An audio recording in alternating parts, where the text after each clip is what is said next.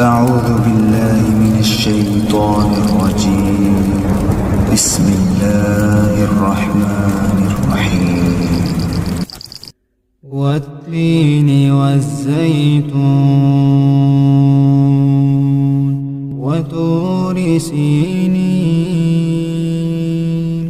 وهذا البلد الأمين. لقد خلقنا الإنسان